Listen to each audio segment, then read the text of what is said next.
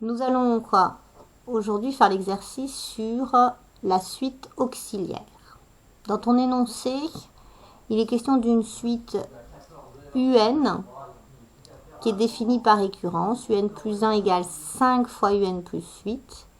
Et un peu plus loin dans ton énoncé, tu as une deuxième suite qui est définie par rapport à UN, qui est VN égale 2 plus UN.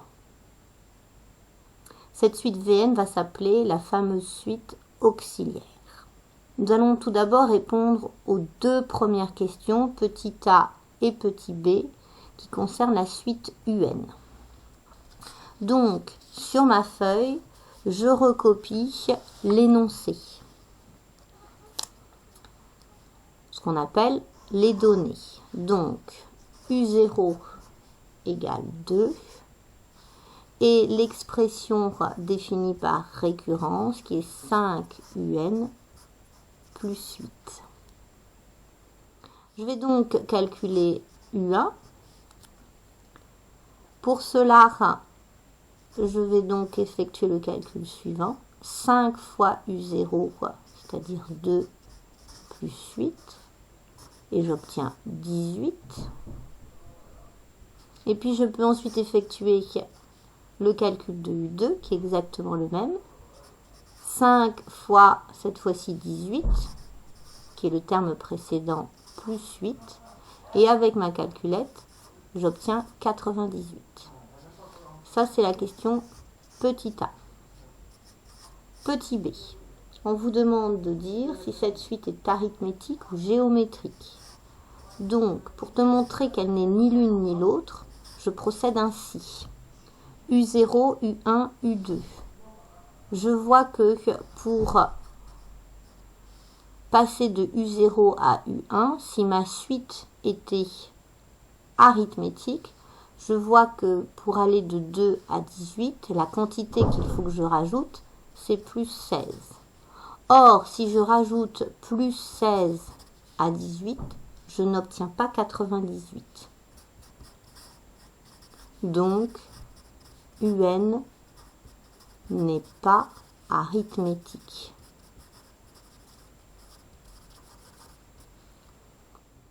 Je procède de la même façon pour voir si elle est géométrique. Cette fois-ci, je vais essayer de trouver la raison. Pour passer de 2 à 18, je vois que c'est fois 9. Or, si je prends U1 et que je le multiplie par 9, pour obtenir U2, je n'obtiendrai pas 98. Donc UN n'est pas géométrique.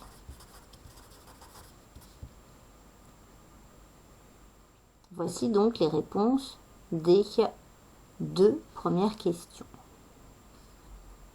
Nous allons donc continuer et répondre à la deuxième question.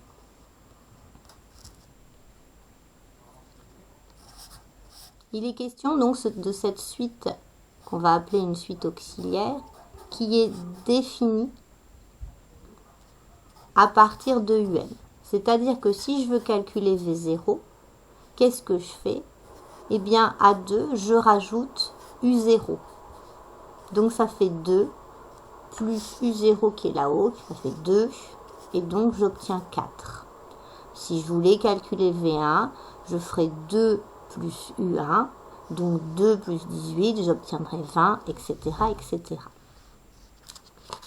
Donc, on me demande de démontrer que cette suite, elle est géométrique. Voici comment on procède. On va donc essayer d'exprimer Vn plus 1. Pour l'instant, on n'a pas beaucoup le choix. On va dire que c'est 2 plus Un plus 1. En effet, si cette expression est vraie pour tous les n, elle est vraie aussi pour n plus 1. Et maintenant, je vais remplacer l'expression de Un plus 1 par l'expression qui était donnée au début de l'énoncé. Donc, je remplace Un plus 1 par 5 Un plus 8, ce qui donne 2 plus 5 UN plus 8. ce qui donne 5un plus 10. Et maintenant, et l'idée est là, c'est ça le plus difficile, on va factoriser par 5.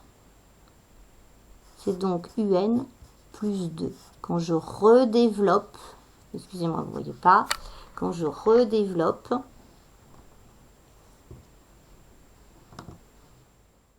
eh bien, vous tombez bien sur 5un plus 10.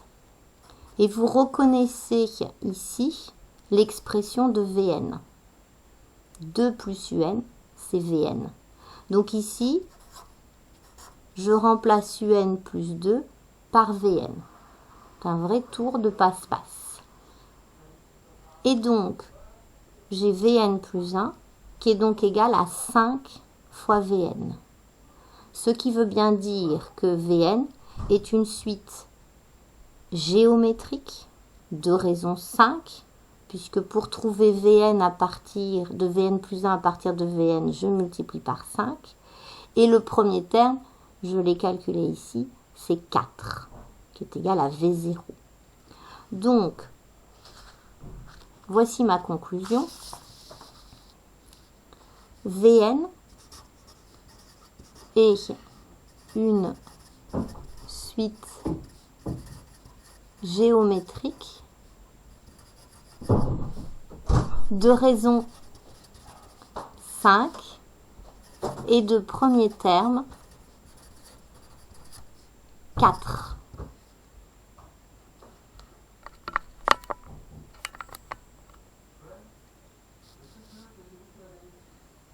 Et pour finir, on va donc faire la question qui suit. Puisqu'on sait que Vn est une suite géométrique, eh bien Vn, on sait que c'est V0 fois Q puissance n. Je remplace V0 et Q par les nombres qui sont ici. Donc ça fait 4 multiplié par 5 à la puissance n. Et je viens donc de répondre à la question petit b, qui me demandait d'exprimer Vn en fonction de n. Il ne me reste plus qu'à exprimer un en fonction de n. Et donc, je vais reprendre l'expression qui relie Vn à un. Donc, je l'écris sur mon cahier. Donc, Vn égale 2 plus un. Et maintenant, qu'est-ce que je vais faire? Je vais donc faire passer le 2 de l'autre côté. Il devient moins 2 pour exprimer un en fonction de Vn. Cette expression, c'était Vn en fonction de un. Ici, j'ai une expression qui donne un en fonction de Vn. Et il suffit maintenant de remplacer Vn par l'expression qu'on a trouvée ici en fonction de n. Ce qui donne 4 multiplié par 5 puissance n moins 2 égale un. Je viens donc de trouver l'expression de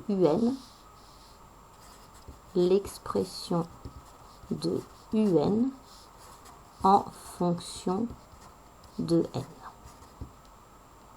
Je vous remercie de votre attention. À très bientôt.